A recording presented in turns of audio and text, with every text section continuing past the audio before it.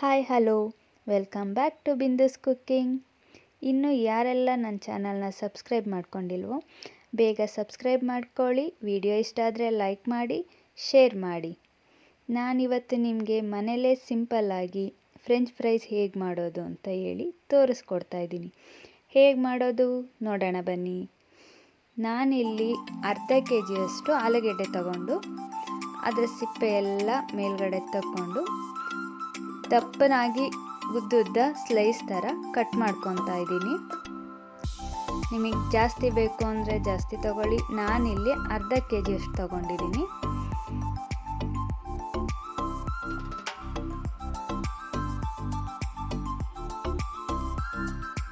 ನೋಡಿ, ಈ ಥರ ಉದ್ದಗೆ ಸ್ವಲ್ಪ ದಪ್ಪನಾಗಿ ಬರೋ ಥರ ಕಟ್ ಮಾಡ್ಕೋಬೇಕು.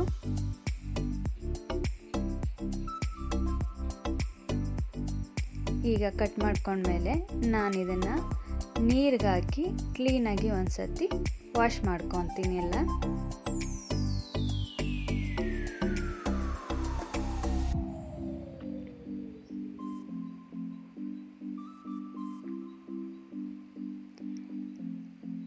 ಕ್ಲೀನಾಗಿ ಎಲ್ಲ ಒಂದು ಸತಿ ವಾಶ್ ಮಾಡಿಕೊಂಡು ಸಪ್ರೇಟ್ ಮಾಡ್ಕೊಳ್ಳೋಣ.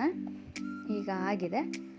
ಈಗ ಇದನ್ನು ನಾನು ಬಿಸಿನೀರು ಇಡ್ತಾ ಇದ್ದೀನಿ. ಈಗ ಬಿಸಿನೀರಿಟ್ಟು ಅದು ಕಾದ್ಮೇಲೆ ಅದಕ್ಕೆ 1 ಟೇಬಲ್ ಸ್ಪೂನಷ್ಟು ಉಪ್ಪು ಹಾಕ್ತಾ ಇದ್ದೀನಿ.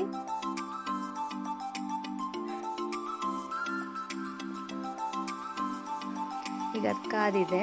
ನಾನಿವಾಗ ಏನು ಹೆಚ್ಚಿಟ್ಕೊಂಡಿದ್ದೀನೋ ಅದಷ್ಟು ಆಲೂಗಡ್ಡೆನ ಅದಕ್ಕೆ ಹಾಕ್ಕೊಂಡು 5 ರಿಂದ 10 ನಿಮಿಷ ಬೇಯಿಸ್ಕೊತೀನಿ.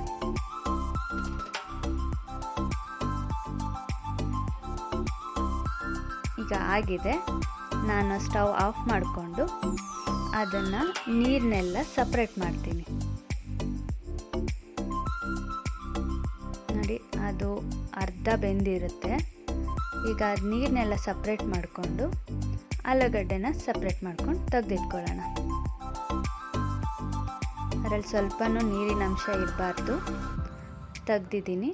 ಈಗ ನಾನು ಅದಕ್ಕೊಂದು ಕಾಟನ್ ಬಟ್ಟೆ ಹಾಕ್ಬಿಟ್ಟು ಅದನ್ನು ಅದರ ಮೇಲೆ ಪೂರ್ತಿ ಹರಡ್ತಾ ಇದ್ದೀನಿ. ಕೆಳಗಡೆ ಎಲ್ಲ ನೀರು ಕಾಟನ್ ಬಟ್ಟೆಗೆ ಹೀರ್ಕೊಳ್ಳುತ್ತೆ. ನಾನು ಮೇಲ್ಗಡೆ ಒಂದು ಟಿಶ್ಯೂ ತೊಗೊಂಡು ಅದರ ಮೇಲ್ಗಡೆ ಇರೋ ತೇವಾಂಶ ಎಲ್ಲ ತೆಗಿತಾ ಇದ್ದೀನಿ.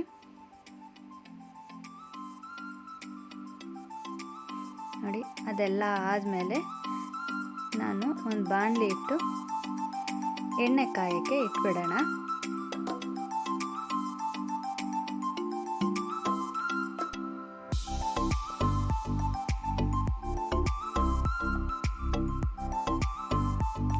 ಈಗ ಎಣ್ಣೆ ಕಾಯೋ ಅಷ್ಟರಲ್ಲಿ ನಾವು ಏನು ಹೆಚ್ಚಿಟ್ಟುಕೊಂಡು ಬೇಯಿಸ್ಕೊಂಡು ರೆಡಿ ಮಾಡಿರ್ತೀವೋ ಅದನ್ನು ಒಂದು ಪಾತ್ರೆಗೆ ಹಾಕಿ ಅದಕ್ಕೆ 1 ಸ್ಪೂನಷ್ಟು ಕಾರ್ನ್ಫ್ಲೋರ್ ಹಾಕಿ ಮಿಕ್ಸ್ ಮಾಡ್ಕೊಳ್ಳೋಣ. ಸ್ವಲ್ಪ ಕ್ರಿಸ್ಪಿನೆಸ್ ಬರೋದಕ್ಕೋಸ್ಕರ. ಬೇಕು ಅಂದರೆ ಇದಕ್ಕೆ ಸ್ವಲ್ಪ ಅಕ್ಕಿ ಹಿಟ್ಟನ್ನು ಸೇರಿಸ್ಕೋಬೋದು. ನಾನಿಲ್ಲಿ ಅಕ್ಕಿ ಹಿಟ್ಟು ಬಳಸ್ತಾ ಇಲ್ಲ. ಕಾರ್ನ್ಫ್ಲೋರು 1 ಇಲ್ಲ 1.5 ಸ್ಪೂನಷ್ಟು ತೊಗೊಂಡಿದ್ದೀನಿ. ಈಗ ಅದನ್ನು ಮಿಕ್ಸ್ ಮಾಡಿ ಈಗ ಒಂದು ಅರ್ಧ ಸ್ಪೂನಷ್ಟು ಉಪ್ಪು ಹಾಕ್ತಾಯಿದ್ದೀನಿ. ನಾವು ಆಲ್ರೆಡಿ ಬೇಯೋದಕ್ಕೆ 1 ಸ್ಪೂನ್ ಉಪ್ಪು ಹಾಕಿದ್ದೀವಿ. ಹಾಗಾಗಿ ನಾನಿಲ್ಲಿ ಸ್ವಲ್ಪ ತೊಗೊಂಡಿದ್ದೀನಿ. ಹಾಗೆ ಅರ್ಧ ಸ್ಪೂನಷ್ಟು ಅಚ್ಚ ಖಾರದ ಪುಡಿ ತೊಗೊಂಡು ಈಗೆಲ್ಲನೂ ಮಿಕ್ಸ್ ಮಾಡ್ತಾಯಿದ್ದೀನಿ.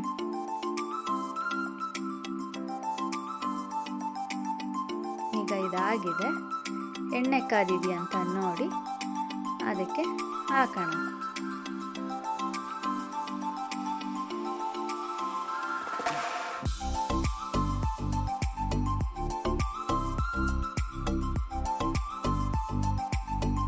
ಅದು ಕೆಂಪು ಆಗೋವರೆಗೂ ಫ್ರೈ ಮಾಡಿಕೊಂಡು, ತುಂಬ ಕ್ರಿಸ್ಪಿಯಾಗೂ ಬೇಡ, ತುಂಬ ಮೆತ್ತಗೂ ಬೇಡ, ಮೀಡಿಯಮ್ ಆಗಿ ಅದನ್ನು ಫ್ರೈ ಮಾಡಿಕೊಂಡು ಇವಾಗ ಆಗಿದೆ. ನಾನು ತೆಗಿತಾ ಇದ್ದೀನಿ.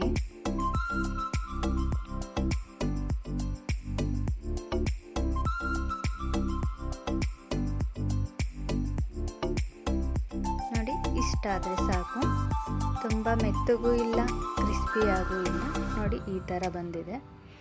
ಈಗ ಇದನ್ನು ಇನ್ನೊಂದು ಬೌಲ್ಗೆ ಶಿಫ್ಟ್ ಮಾಡಿಕೊಂಡು ಅದಕ್ಕೆ ನಾವು ಆಲ್ರೆಡಿ 2 ಸತಿ ಉಪ್ಪು ಹಾಕಿದ್ದೀವಿ. ಈಗ ಲೈಟಾಗಿ ಮೇಲೆ ಸ್ವಲ್ಪ ಉಪ್ಪು ಮತ್ತು ಖಾರದ ಪುಡಿ ಹಾಕಿ ಮಿಕ್ಸ್ ಮಾಡ್ಕೊಳ್ಳೋಣ.